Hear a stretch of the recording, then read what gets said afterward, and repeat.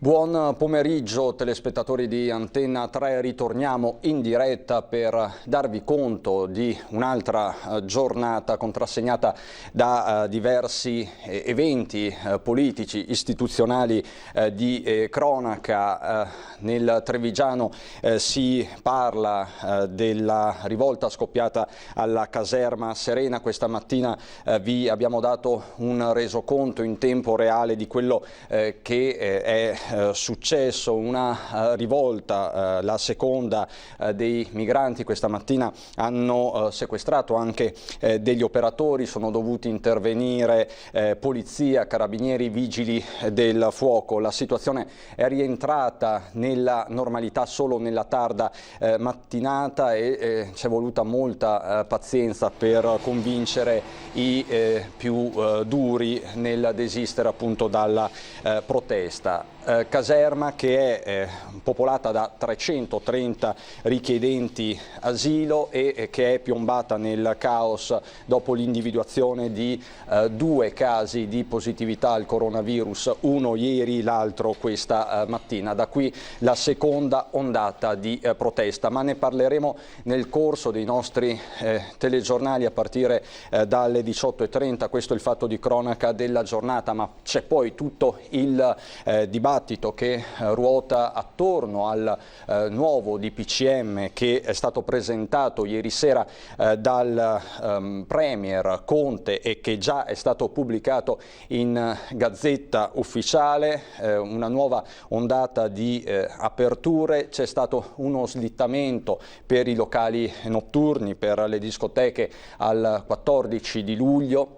Poi appunto per gli sport di squadra al 25 di giugno, quelli per intenderci amatoriali. C'è tutta questa partita. Oggi il governatore Zaia ha annunciato a sua volta una nuova ordinanza regionale proprio per andare a regolare anche questo ambiente, quindi a integrare, per certi versi anche a superare la norma del governo. È un fronte che abbiamo visto più volte in queste settimane, in questi mesi.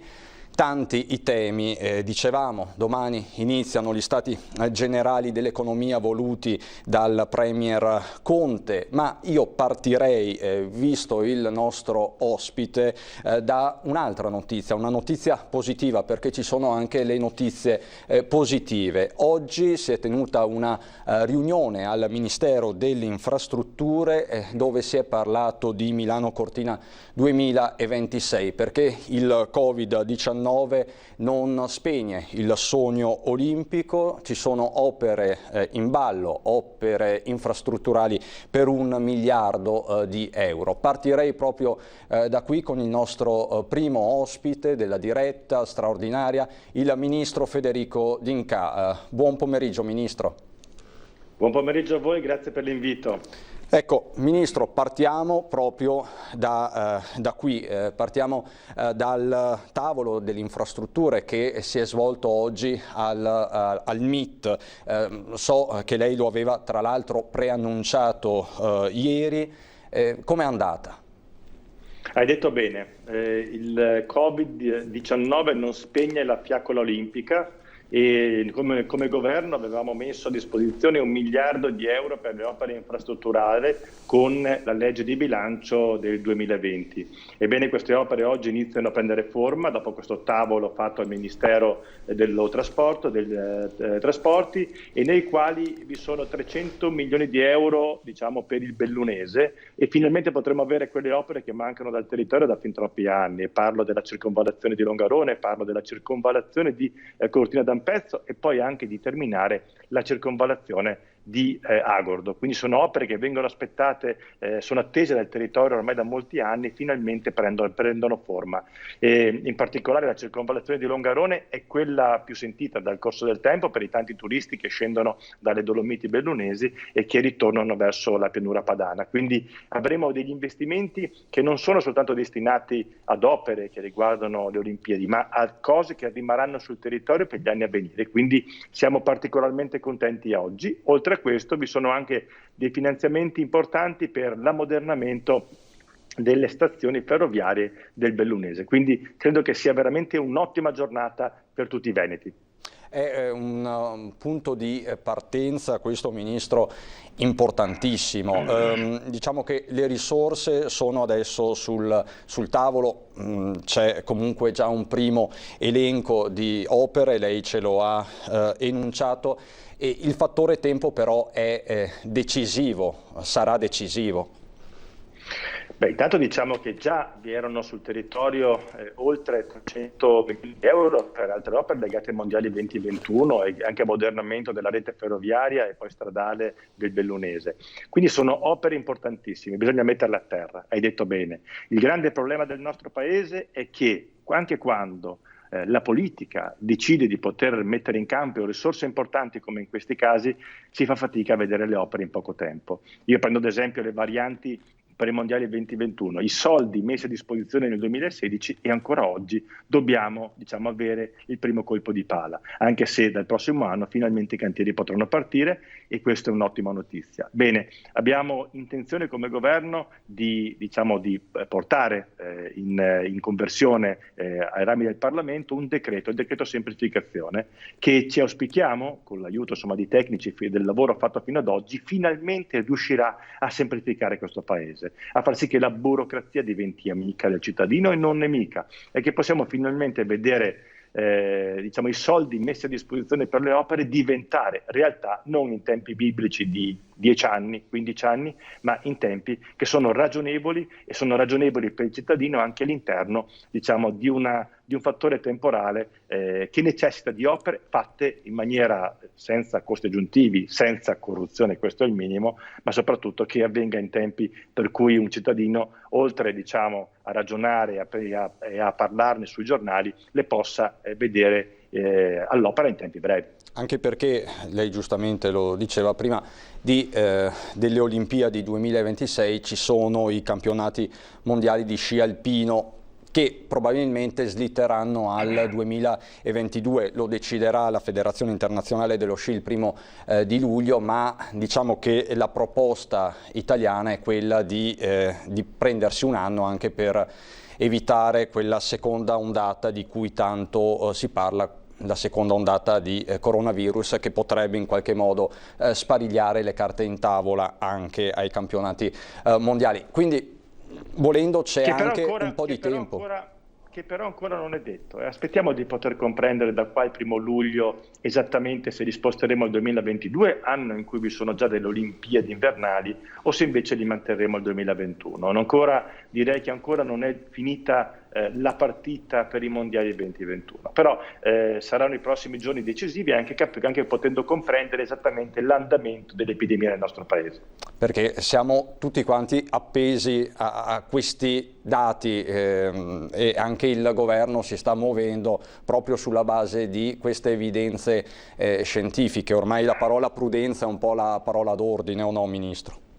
Ma ci vuole prudenza, se la vedete ci vuole una mascherina sempre con voi, ci vuole un gel igienizzante, perché abbiamo ancora dei casi positivi tra di noi. Sono in grande calo, sono diminuiti, siamo intorno ai 30.000 positivi nel nostro paese, ne avevamo oltre 100.000 qualche settimana fa, perché ragioniamo sempre che oggi siamo il 112° giorno da quel 21 febbraio in cui abbiamo scoperto il primo caso a Codogno con quel primo paziente, il paziente 0. Direi di stare ancora attenti, però riprendiamoci la nostra vita. Io lo ripeto ormai in ogni trasmissione e voi lo sapete perfettamente, abbiamo bisogno di riprenderci la vita nei ristoranti, di prenderci un capo d'abbigliamento, un paio di scarpe, di andare al mare, di andare in montagna, vivere le nostre bellissime città. Abbiamo messo a disposizione come governo 2,4 miliardi di euro come bonus vacanze. È ora di prenotare le ferie, viverle sulle nostre bellissime coste. Io andrò in una bellissima località di mare del Veneto a passare una settimana in agosto. Ho già prenotato, io non avrò diritto chiaramente al bonus, perché il bonus è di 500 euro per le famiglie con più di 3 persone che hanno meno di 40.000 euro di ISEE. Quindi credo che abbiamo la possibilità di avere 4.800.000 bonus per le famiglie del nostro paese. È una bella cifra messa a disposizione. E poi ci auguriamo mi pare che i dati anche economici siano migliori in questo momento del previsto. Abbiamo una diminuzione del consumo di energia elettrica rispetto al maggio dell'anno scorso soltanto del 7% in questo maggio,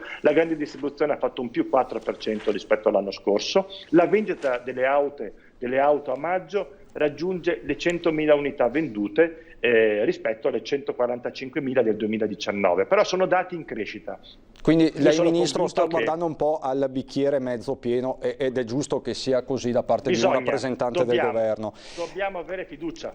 Lo chiedo anche a voi di avere fiducia, voi che raccontate le notizie ogni giorno. Raccontiamo qualche bella notizia anche di qualcuno. Io ho visto un negozio aprire a Belluno, un nuovo negozio che apre dopo il Covid. Questo è un simbolo di coraggio. Frequentiamo i nostri negozi, cerchiamo di far sì che le persone abbiano le possibilità di poter in qualche maniera spendere. Abbiamo avuto meno spese nel corso di questi ultimi 2 mesi, nessuno ha perso il posto di lavoro, chiaramente chi aveva contratto a tempo determinato ha fatto più fatica, ma abbiamo sospeso i licenziamenti, abbiamo dato 4.600.000 assegni da 600 euro a marzo e ad aprile, stiamo completando il pagamento delle 7 milioni e mezzo di assegni per la cassa integrazione, ne mancano ancora 450.000, ma lo faremo nelle prossime giornate. Ce la stiamo veramente mettendo tutta e credo che dobbiamo riprenderci la nostra vita, perché questo è il momento anche di guardare con grande fiducia al futuro, stando sempre attenti, tutti con la mascherina e il gel igienizzante.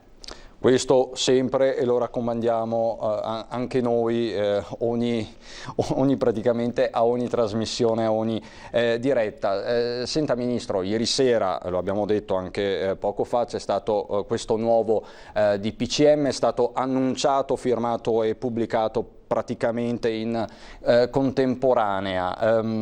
Diciamo che per quanto concerne le fiere, le discoteche, c'è un po' di delusione da parte delle categorie e degli imprenditori. Speravano di poter riaprire prima, ovviamente. Ecco, questo nuovo DPCM è un altro tassello che mancava nel piano delle ripartenze in questa fase 3.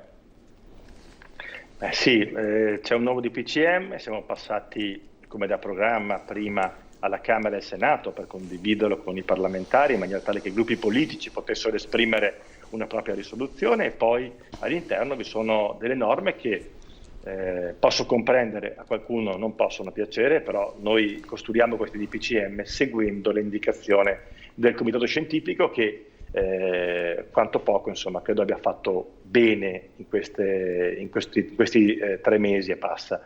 È chiaro che si parla dai 0 ai 3 anni, dei centri estivi, degli asili nido, si parla delle discoteche, delle fiere che vengono riaperti in momenti diversi. Qualcuno sicuramente voleva forse delle date diverse, però insomma noi chiediamo ancora un po' di sacrificio su alcune attività perché hanno, diciamo, degli assemblamenti che sono molto più consistenti. Dall'altra parte credo che come Paese stiamo aprendo dal primo di giugno abbiamo aperto a tutti i paesi Schengen e gli altri paesi potranno far arrivare i turisti nel nostro paese a partire dal 15 di giugno. Tra l'altro, facendo il giro per la Svizzera, in molti stanno già arrivando nel nostro paese per, diciamo, vivere le nostre stazioni balneari. Ci vorrà del tempo, ma credo che luglio sarà già un mese in cui la frequentazione del mare diventerà sicuramente più semplice e avremo turisti dall'estero. Domani si parte, Ministro, si parte con questi stati generali dell'economia annunciati dal Premier. Le aspettative, noi stiamo sentendo tutti i giorni le categorie economiche e gli imprenditori in generale, sono altissime. 10 giorni per studiare una programmazione e darsi delle priorità. Basteranno? Ma il tempo di 10 giorni è un tempo importante, non è diciamo una rassegna che dura poche ore, non è soltanto, in molti l'hanno definita così, una spettacolarizzazione, un avvenimento mondano, non è quello, non ci interessa, non siamo nemmeno interessati a trasmetterlo in streaming o a far vedere o a far sì che sia una continuità di televisione, di media. A noi interessa incontrare le categorie, interessa poter comprendere i portatori di idee, quelle persone che hanno nelle confederazioni, nelle imprese, nel mondo sindacale, nel mondo del commercio, nel mondo dell'artigianato, le idee che possono aiutare il nostro paese a fare un salto di qualità. Parleremo di economia verde, parleremo di digitalizzazione, parleremo di come avere uno Stato più semplice, più veloce, cercheremo di comprendere qual è il futuro del nostro Paese, sul quale andare a costruire il Recovery Plan. C'è questo piano per il rilancio del nostro Paese che viene finanziato attraverso il Recovery Fund. Questi possibili 172 miliardi di euro che sono in discussione all'interno tra tutti i Paesi membri dell'Unione Europea. Quei 172 miliardi di euro che costruiscono un primo embrione di debito pubblico comune sono un grande passo in avanti. L'Europa ha fatto un salto in avanti, un salto così grande negli ultimi 100 giorni, molto più grande di tutti i passi avanti fatti negli scorsi 10 anni.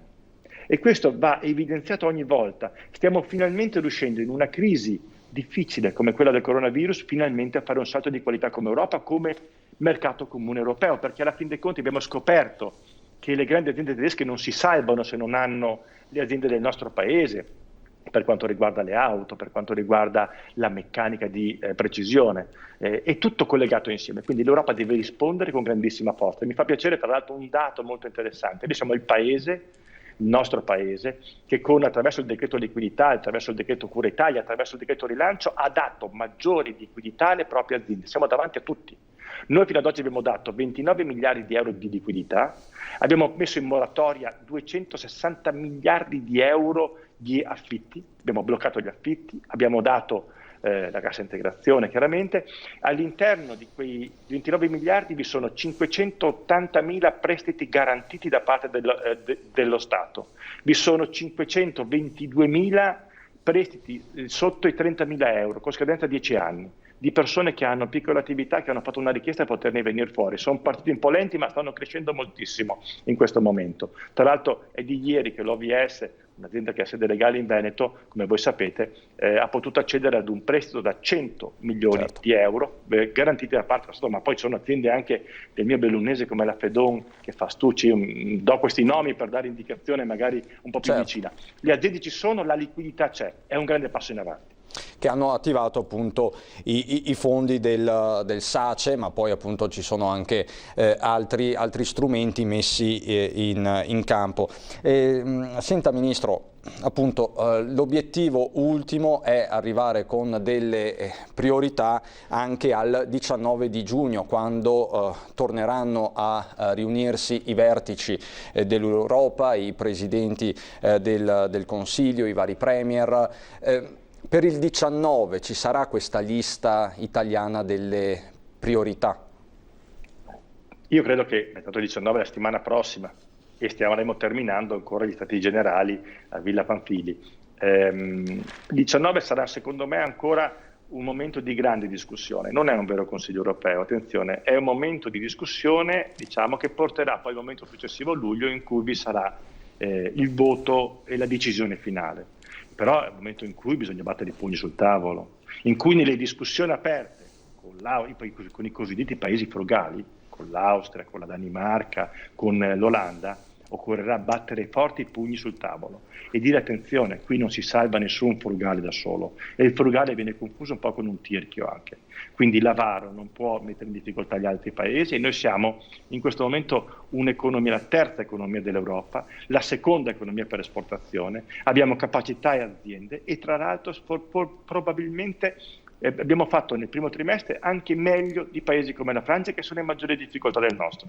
Abbiamo compreso quanto è importante fare squadra con gli altri paesi e uniti, soltanto uniti, questi 27 paesi che costituiscono l'Europa possono uscire insieme da questa crisi di coronavirus e comprendiamo perfettamente che se fossimo stati da soli come Italia, ma da soli anche come Spagna, da soli anche come Francia, da soli anche come Germania, alla fin dei conti non basta, perché ci sono economie interconnesse, ormai in Europa siamo un grande tessuto economico-sociale e dobbiamo essere capaci di uscirne insieme. Il Recovery Plan e il Recovery Fund, questi 750 miliardi sono un grande inizio e poi chiaramente vi sono anche i 1.350 miliardi di euro del bazooka di liquidità della BCE che di fatto ha acquisito una fetta molto importante anche del debito pubblico del nostro paese, permettendoci di rimanere con uno spread sotto i 200 punti base, sempre troppo perché l'Italia dovrebbe avere 50 punti base, 40 punti base in più del Bund tedesco, però in questo momento funziona così e riusciremo nelle prossime nei prossimi mesi, nei prossimi anni come governo, da qui al 2023, a dimostrare che la fiducia che gli italiani ci stanno dando è una fiducia ben riposta. E diciamo, Ministro, in ultima battuta, che questa comunque è una corsa contro il tempo, perché i dati che arrivano dall'Istat, dal Fondo Monetario Internazionale, che riguardano l'Italia ma in generale l'Europa e il mondo, ci dicono che non sarà un autunno facile, quindi più si programma, più si fa in questo momento, minori saranno le conseguenze che comunque ci saranno verso la fine dell'anno. Ci hanno accusato ogni tanto di essere troppo prudenti, altre volte ci accusano come governo di accelerare troppo. Prudenza quando c'è il Covid, e poi si accelera, bisogna correre adesso. Occorre affrontare il decreto semplificazione, se serve ancora uno scostamento per mettere a posto aiutare ancora i nostri comuni, permettere ai nostri scolari, ai nostri studenti di poter tornare a scuola. Sono i prossimi passaggi importanti, poi arrivare con la nostra capacità di dimostrare come paesi che siamo uniti, presentarci insieme a tutte le confederazioni industriali, sindacali, ripeto ancora una volta, i commercianti, gli artigiani, insieme uniti per dire: noi abbiamo un piano, siamo pronti. L'Italia è sempre quella in ritardo, quella che non ce la fa, no, non deve più esistere quella cosa lì. Noi siamo l'Italia, punto e basta, siamo l'Italia che è capace di programmare, l'Italia che è capace di indicare la strada durante il Covid-19, perché gli altri hanno preso esempio da noi, dalle nostre indicazioni, perché per primi ci siamo finiti in mezzo, sfortunatamente ci siamo finiti in mezzo, tra l'altro con la Lombardia che ha avuto tantissimi casi e le altre regioni sicuramente molto di meno, tra l'altro senza Lombardia probabilmente saremmo uno dei paesi al mondo che ha ancora avuto un risultato migliore. Siamo vicini alle famiglie che hanno perso un proprio caro, ai tanti malati che ancora ci sono, ma che in qualche maniera vediamo diminuire giorno per giorno. Io ringrazio i medici, ringrazio gli infermieri, ringrazio tutti gli operatori sanitari, la polizia, la protezione civile, i carabinieri, le forze dell'ordine, tutto per l'immenso lavoro fatto in questi 112 giorni che stanno cambiando il nostro paese, e credo che da una gravissima crisi si trovano anche grandissime opportunità finalmente per cambiare il paese e lasciare ai nostri figli e giovani e alle prossime generazioni un paese migliore. Ministro, grazie mille per questo suo intervento, buon lavoro. Arrivederci a Federico D'Incà, Ministro ai rapporti con il Parlamento. Grazie Ministro. E prima di collegarci con il nostro nuovo ospite vi do i dati della sera, il secondo report di giornata della Regione del Veneto con azienda zero. Eccoli qua, sono stati diramati da pochissimi secondi mentre parlavamo con il Ministro. Ci sono 8 casi di positività in più nella giornata di oggi, di questi 6 a Padova. È un aumento abbastanza consistente rispetto alla media degli ultimi giorni, quindi 8 casi di positività in più, 6 a Padova, 1 a Treviso, lo vedete, l'altro a Rovigo. I soggetti in isolamento domiciliare sono 823, i casi attualmente positivi 813. Scorriamo la colonna, ci sono 2 decessi. Uno all'ospedale di Villafranca, quindi nel Veronese, l'altro all'azienda ospedaliera di Padova. Per quanto concerne i ricoverati in terapia intensiva, sono 13 quelli che nel frattempo si sono negativizzati. Resta quota 0 per non ci sono quindi ricoverati positivi al Covid nelle terapie intensive, come peraltro poi annunciato nei giorni scorsi dalla Regione, dal governatore Zaia. Questi i dati quindi della sera, il secondo report di giornata, ma vedo collegato il nostro nuovo ospite, Pierpaolo Baretta, sottosegretario all'economia e candidato sindaco a Venezia per il Partito Democratico, per il centrosinistra. Sottosegretario, buonasera, grazie per essere qui con noi. Buonasera. Partirei proprio dalla sua ultima proposta. Ieri ci siamo sentiti io e lei e parlando degli stati generali dell'economia ha parlato di turismo e cultura come di priorità, quindi abbiamo fatto un po' il gioco delle priorità e la sua priorità è questa, e da veneziano doc forse anche inevitabile ed è giusto che sia così. Oggi è entrato nel dettaglio e ha chiesto una cosa specifica anche al Comune di Venezia. Quale, sottosegretario? Di riaprire subito i musei civici, senza condizionamenti, senza incertezze e non a pezzetti. La cultura è la fonte di partenza per riattivare un turismo di qualità, che è quello necessario e possibile in questo momento. Noi dobbiamo riattrarre turisti, dobbiamo sapere che ci sarà anche un turismo di prossimità, dobbiamo rivolgerci anche alle popolazioni venete delle regioni circostanti, ma lo dobbiamo fare in una chiave nuova. Dobbiamo partire dall'offerta che Venezia può dare, soprattutto che è un'offerta culturale.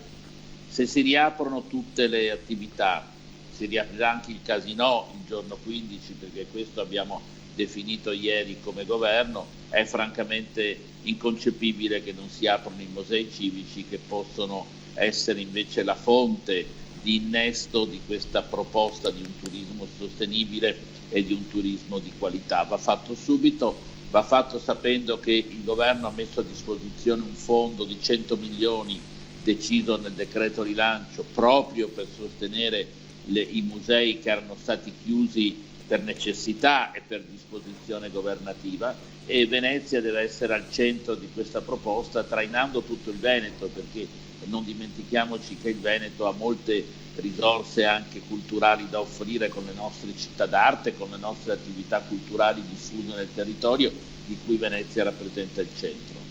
Perché ce lo diciamo sempre, se riparte Venezia, riparte tutto il Veneto e non solo. Tra l'altro mi riaggancio, oggi è stato presentato il piano di comunicazione della Regione del Veneto che in qualche modo va a potenziare il messaggio degli anni scorsi, ovvero The Land of Venice. Veneto è la terra di Venezia, non c'è storia.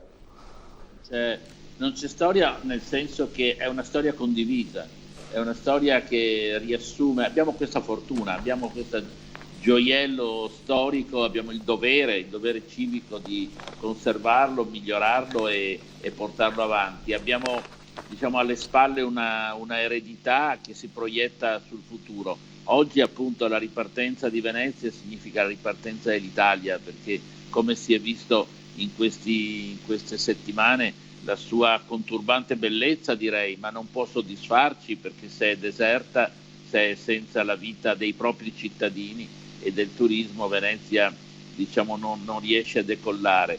Ma non è un caso che il presidente Mattarella nel messaggio di fine anno abbia citato una sola città, che è Venezia, e non è un caso che la presidente von der Leyen dell'Europa nel giorno del suo discorso di insediamento ha citato una sola città e ha citato Venezia, perché Venezia è un simbolo.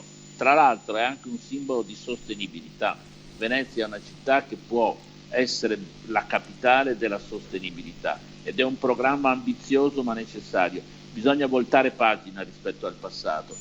Noi dobbiamo controllare i flussi turistici, perché speriamo e vogliamo che i turisti ritornino, ma dobbiamo avere un piano di prevenzione, quindi un piano di prenotazioni. Non possiamo avere una città che viene schiacciata, no a una città deserta da parte del turismo, no a una città schiacciata da parte di un turismo eccessivo, e questo vuol dire dare vita ai cittadini che la vivono. Venezia è una città viva, e allora la vera novità sulla quale lavorare è un'integrazione forte della capacità dei veneziani, dei mestrini, di vivere la loro città, e dentro questo una proposta turistica di alto livello che sia collegata alla qualità fondamentale della nostra città, che è la cultura.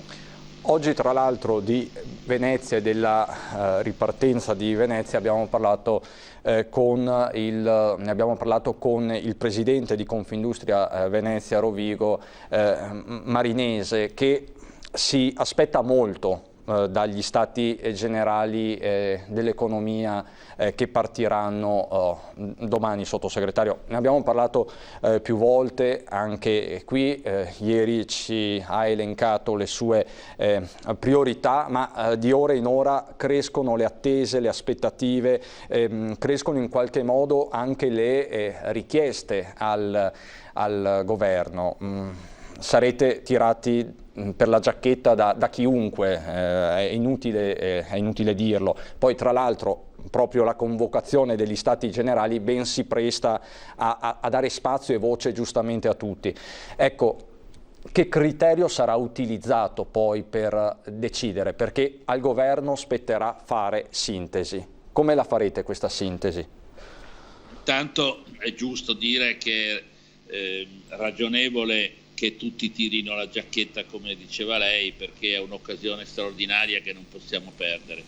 La disponibilità di risorse che l'Europa sta mettendo in campo e che dall'autunno saranno disponibili con il negoziato sul Recovery Fund sono veramente straordinarie. Qualche giorno fa in un giornale locale l'ex presidente della Biennale Paolo Baratta ci ha ammonito da non perdere questa occasione. Io ho ripreso subito quel tema perché sono assolutamente convinto. Il criterio che il governo dovrà adottare sarà un criterio selettivo e di priorità, ma è per questo che una città come Venezia, che ha queste caratteristiche, ha il diritto e il dovere di presentarsi con dei progetti ambiziosi, con dei progetti spendibili che siano la salvaguardia complessiva della città e il suo miglioramento complessivo. Questa è un'occasione fondamentale, ci sono molte cose da fare a Venezia, bisogna completare il MOSE, sottoporlo a una verifica tecnica compiuta, bisogna immaginare che la complessità dell'equilibrio della laguna significa completare i marginamenti, bisogna ripartire con le bonifiche, bisogna rimettere in moto un processo economico che può vedere Venezia, città d'acqua, proiettata come capitale internazionale della cultura e Mestre come la vera punto di riferimento della città metropolitana che si estende a Padova e Treviso. Un progetto integrato di sviluppo da cui ci guadagnerà l'Italia, il Veneto e ovviamente innanzitutto Venezia e i veneziani che hanno il diritto di poter giocarsi questa carta. Sottosegretario, la ringrazio. Ci siamo focalizzati su Venezia, ma era giusto così. Siamo partiti dai musei per arrivare agli Stati Generali. Questo per dire che con la cultura comunque si mangia. Ecco. Sì, si mangia e si lavora. Si mangia e si lavora. Ecco. Grazie Sottosegretario, a presto, buon lavoro. Buona serata. Adesso per noi c'è qualche momento di pubblicità, poi parleremo dell'emergenza psicologica collegata al coronavirus.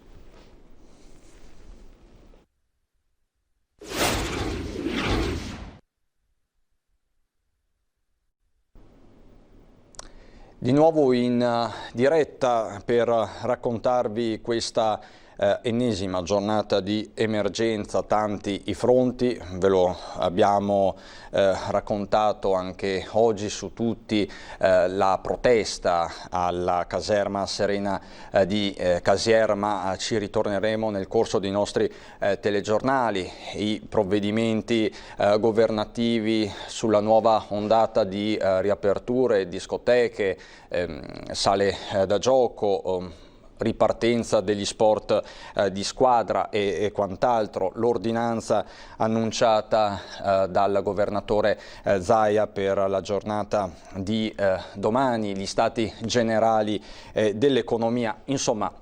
Ormai l'emergenza coronavirus ha coinvolto tutti i settori, i comparti della vita quotidiana, ma l'emergenza coronavirus è stata ed è soprattutto un'emergenza psicologica, perché c'è un aspetto di salute mentale che non va sottaciuto. Per questo siamo collegati con la dottoressa Francesca De Biasi, psicoterapeuta dell'ULSS 1 Dolomiti. Buonasera dottoressa. Buonasera a voi. L'ULSS 1 Dolomiti in questo periodo ha portato avanti un progetto che si è concentrato proprio sul supporto alle varie fasce d'età della popolazione per sostenerli in un momento di sconvolgimento totale. Cosa è successo nelle persone? Cosa è cambiato nelle persone, dottoressa? Sì, intanto, come bene ha detto lei prima, il nostro intento è stato dall'inizio quello di prenderci cura di tutte quante le vittime. In psicologia dell'emergenza si parla di vittime di eventi di questo tipo che vanno dal primo al sesto tipo. Ecco, qui nessuno ha potuto chiamarsi fuori da questa emergenza, perché ci sono stati malati, ci sono stati soccorritori, ci sono stati familiari, ma lo stesso la popolazione tutta è stata in qualche modo come potenziale, per questo potenziale minaccia, oltretutto invisibile, è stata colpita da questa pandemia. Cosa è successo alle persone? Allora, per alcune persone questa pandemia ha significato stravolgere completamente i propri ritmi di vita, per qualcun altro invece ha significato intensificarli. Sicuramente quello che l'ha caratterizzata è stata un'ansia, una paura e un'allerta continua che tuttavia non aveva una persona fisica, una minaccia fisica, ma era sempre nell'aria, e per questo diciamo che i sintomi principali che noi abbiamo osservato nella popolazione sono stati soprattutto quello dell'ansia, dell'agitazione, della tensione, dei disturbi del sonno. Certo, per qualcuno, soprattutto per le persone più vulnerabili, si è parlato anche di depressione o di sintomi traumatici, tipo da stress post-traumatico. Quindi a seconda della categoria, per cui è difficile fare dare una risposta semplicistica, perché i bambini, gli adulti, gli anziani, i soccorritori, tutti potenzialmente possono aver avuto in sfumature diverse un disagio. Diciamo che comunque le problematiche maggiori sono state queste: un'allerta continua che, come in tutte le situazioni di stress traumatico come questo da eventi critici, è significato anche a volte una difficoltà nel connettere, nel memorizzare, nell'essere efficaci, difficoltà che non è detto che finisca ora con diciamo l'allentamento delle misure, delle limitazioni per l'espansione insomma del Covid-19, ma che potenzialmente per qualcuno potrebbe iniziare adesso. Certo, c'è tutto l'aspetto collegato al post-emergenza, perché poi si parla tanto per esempio della sindrome del nido. Alcuni fanno fatica a lasciare le loro case e le abitudini diciamo coltivate nel periodo di lockdown, è così? Esatto, questo infatti è un tema molto interessante, cioè comunque che deve porre l'attenzione, perché sappiamo che per qualcuno, per esempio per chi è stato direttamente coinvolto, penso ai soccorritori, può significare che dopo un primo periodo di allerta massima e di massima efficienza, tra un po' con l'allentamento potrebbero uscire tutti questi disturbi che vi ho citato prima. Per qualcun altro invece significa comunque dover cambiare in qualche modo regime nel comportamento, nelle emozioni, nelle abitudini quotidiane, e ahimè il nostro cervello fa fatica a cambiare registro dall'oggi al domani. Quindi la prima cosa da dire alle persone è quello di non giudicare quello che gli capita, ma quello di ascoltare, di riconoscere e di sapere che noi non funzioniamo con un on-off. Arrivano i DPCM, arrivano e ci dicono dall'oggi al domani come dobbiamo cambiare, ma ahimè i comportamenti e le emozioni non cambiano così velocemente. Diciamo ecco che l'emotività non si regola con un DPCM né con un'ordinanza regionale, insomma là non c'è proprio storia, dottoressa. Può essere che molto disagio sia derivato dal fatto che non siamo più abituati a pensare e che il lockdown ha obbligato tante persone a pensare, a riflettere, perché semplicemente avevano più tempo per farlo? Questa è anche un'osservazione interessante, perché noi comunque viviamo in una società che ti porta sia a riflettere, ma sempre per risolvere dei problemi esterni. Quindi siamo costantemente chiamati da tutto ciò che ci circonda ad essere efficienti, a dare risposte, a risolvere dei problemi. Siamo un po' meno abituati a rivolgere questa attenzione all'interno, che invece è il segreto che ha fatto scoprire e anche l'enorme potenzialità che ha fatto scoprire a qualcuno durante il lockdown, a risolvere problemi interni, problemi che possono riguardare la propria emotività, la gestione, non so, dell'emotività, dei pensieri, dei comportamenti. Questo non siamo assolutamente abituati, e credo però, sono anche molto convinta che questo sia stato anche un periodo di crescita personale, perché invece passato un primo periodo di costernazione è poi riuscita a mettere in atto queste strategie. Quindi sicuramente dipendeva anche molto dalla capacità della resilienza personale, ma comunque importanti fattori di crescita personale sicuramente sono stati messi in atto, ci sono stati i semi per molte persone e ho presente che molti di questi fiori sono fioriti, insomma. Certo. Lei, tra l'altro, dottoressa, non è solo una specialista, una psicoterapeuta, è una profonda conoscitrice della realtà bellunese. Lei è anche presidente del Fondo Welfare della provincia di Belluno, esatto, che è una task force ormai costituita da molto tempo che si occupa di tutti gli aspetti sociali della provincia di Belluno.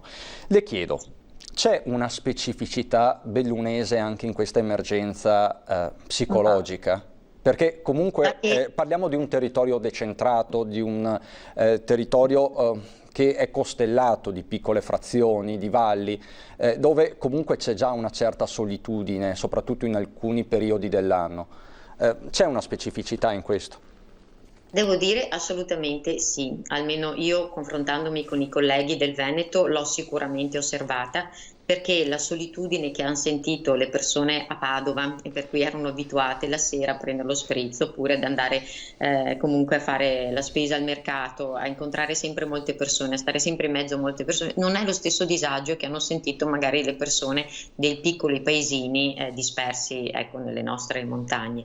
Da quello che io ho raccolto anche con le mie collaboratrici che hanno seguito tutte le persone in isolamento, come anche segnalazioni della popolazione, derivanti dalla popolazione, c'è sia una difficoltà nel chiedere e una difficoltà poi anche nel riconoscere il disagio. Quindi c'è da un lato la difficoltà nel chiedere, però dall'altra anche un adattamento a quello che è la solitudine, alle abitudini quotidiane non necessariamente fatte di grandi eventi sociali che ha favorito. Anche qui con molte distinzioni tra le età, le persone, così, però obiettivamente anche solo il fatto di avere la possibilità di fare una passeggiata intorno a casa, intorno al verde ed avere una casa propria, come ce l'hanno la gran parte dei bellunesi, magari non proprio nel capoluogo in città, ma sicuramente fuori, con il proprio giardino e alzarsi e vedere le montagne, devo dire, ha fatto sicuramente la bellezza aiuta sempre. La bellezza aiuta sempre, sì. Quella della natura più di tutto. Dottoressa, ecco, prego la regia di inquadrare un attimo lo schermo. C'è una pagina dell'Amico del Popolo online, c'è questo progetto, perché alla fin fine in provincia di Belluno si sa fare anche rete. C'è una rete di solidarietà, perché l'aspetto positivo di questa emergenza, al di là di ogni facile retorica, è che c'è stato un input solidale da parte anche non solo dei volontari, ma da parte di persone che probabilmente non erano abituate a dedicarsi agli altri. Questa è un'iniziativa, è stato lanciato un hashtag Aiutiamoci Belluno, un'iniziativa appunto del Comitato d'Intesa con il Fondo Welfare presieduto appunto dalla nostra ospite, per aiutare le famiglie bellunesi in difficoltà. È così, dottoressa? Sì, è così. E lei ha detto bene, perché è vero, siamo una realtà piccola, perché è un territorio molto vasto, però con una popolazione molto, molto limitata. Io dico sempre, è vero che siamo pochi, però questo essere pochi ci permette anche di fare un giro di tutte le persone impegnate abbastanza veloce. Quindi questo fondo mette insieme molte rappresentanze dei sindacati, la diocesi, i comuni, il comitato d'intesa stesso, le scuole in rete, il consorzio Bimpiave, le categorie economiche, quindi potenzialmente un po' tutto lo scibile, però questo ha permesso, è possibile perché siamo in pochi, e ha permesso anche di mettere a frutto un po' quello che è una caratteristica, io credo anche senza così fare essere troppo semplicistica, però anche un po' della nostra gente, che è quello che nelle situazioni brutte tutti tirano fuori il meglio. Magari devo dire non siamo forse i migliori nel crescere insieme, però nell'aiutarci, lo si è visto anche con Vaia, quando i problemi ci sono, in questo sicuramente anche per il numero di associazioni di volontariato nel bellunese, in ogni famiglia almeno c'è una persona che fa parte di un qualche gruppo che si dedica agli altri, e quindi questa iniziativa in particolare ha voluto pensare alle nuove povertà, perché ahimè questo coinvolge comunque tutto il territorio nazionale, nessuno è escluso da questo. Tra l'altro, dottoressa, è molto difficile. Tra l'altro lei citava giustamente VAIA, il fondo welfare, aveva attivato anche delle iniziative molto interessanti per venire incontro alle imprese e alle famiglie rimaste sconvolte anche dal punto di vista economico da quell'evento traumatico, soprattutto per la provincia di Belluno e la Montagna Veneta. Ma anche in quel caso ci fu un'emergenza psicologica dopo VAIA. Anche in quel caso, e anche in quel caso avevamo fatto un'indagine in quell'occasione soprattutto tra gli anziani e i bambini per capire quanto impatto aveva avuto questa tragedia che è stata VAIA, e poi da lì ne sono seguiti alcuni interventi, quindi un'attenzione abbiamo voluto averlo non soltanto per l'aspetto economico, ma poi anche il riscontro che la caduta degli alberi, che per molti bellunesi sono, dico, paragonabili quasi anche alle persone. Io ho presente i racconti dei bambini che sentivano gli alberi che cadevano e piangevano perché cadeva l'albero che era vicino alla propria casa, sì, per dare una mano anche a queste situazioni. Diciamo che il fondo si occupa proprio di persone, quindi in quell'occasione abbiamo raccolto 550.000 euro con il contributo di tutti. Infatti anche il modo in cui è stato raccolto ha contribuito a renderci più uniti, e questi soldi sono stati interamente donati proprio alle persone e alle famiglie, sia con segnalazioni di sindaci sia anche attraverso dei bandi. Quindi insomma siamo molto contenti, è stato il primo banco di prova e speriamo che per l'emergenza Covid riusciamo comunque ad agganciarci con i comuni, fare rete e riuscire ad aiutare chi è messo in questa nuova difficoltà. Pensiamo poi anche al turismo e a come tutti i luoghi, no? che sono sede di turismo, quanto questo può aver impattato. Tra l'altro, dottoressa, c'è da dire un'altra cosa, perché parliamo di welfare e anche di queste iniziative, è tutto collegato. Se c'è emergenza economica, se le famiglie hanno difficoltà economiche, sono anche più soggette a disagi psicologici. Ma certo, infatti è vero, perché si dice sempre, no, che l'aspetto economico non fa la felicità, però se tu hai dei problemi economici tanto felice non puoi essere, perché ti espone, e lo sappiamo che comunque banalmente, io penso anche alle situazioni che sono state segnalate di ragazzi che non avevano un computer o che non potevano ad aggiustare un computer e non potevano seguire le lezioni, per esempio, quindi è un fattore discriminante e sicuramente insomma è una fonte di fragilità che poi minaccia proprio l'identità e la stabilità della persona. La resilienza viene messa a dura prova. Penso che i bellunesi siano resilienti, però insomma, come tutti, 1, 2, 3, 4. Diciamo che noi montanari, mi ci metto in mezzo anch'io, siamo comunque resilienti per definizione. Credo di sì. Siamo abituati un po' al freddo, alla fatica, e quando si esce di casa devi camminare, devi fare fatica per raggiungere dei luoghi. I mezzi di comunicazione non sono il massimo, quindi penso anche solo ai ragazzi che si svegliano la mattina alle 5, 5 e mezza per poi raggiungere ancora adesso insomma la propria scuola, magari per venire a Belluno. Diciamo che partire dal Comelico e arrivare a Belluno, ma anche a Pieve di Cadore, non è una passeggiata. Questo sarebbe educativo proprio anche da comunicare. Sì. No, ma infatti, ma comunque io vedo sempre anche il lato positivo. Se si parla di resilienza dobbiamo renderci conto che comunque sono le fatiche che poi ci rendono più elastici, no? L'importante è avere vicino qualcuno che poi ti aiuta a leggerli in questo modo. Dottoressa, la ringrazio per questo interessante intervento. Grazie a Francesca De Biasi, psicoterapeuta dell'Ulsuno Dolomiti e anche presidente del Fondo Welfare della provincia di Belluno. È tutto per questa edizione straordinaria. Vi abbiamo raccontato tanti fatti, ovviamente vi daremo una scala delle priorità di quello che è successo oggi, ed è successo davvero tanto, di tutto, nel corso delle edizioni dei nostri telegiornali. Subito dopo la pubblicità, l'edizione regionale. Grazie per l'attenzione, a dopo.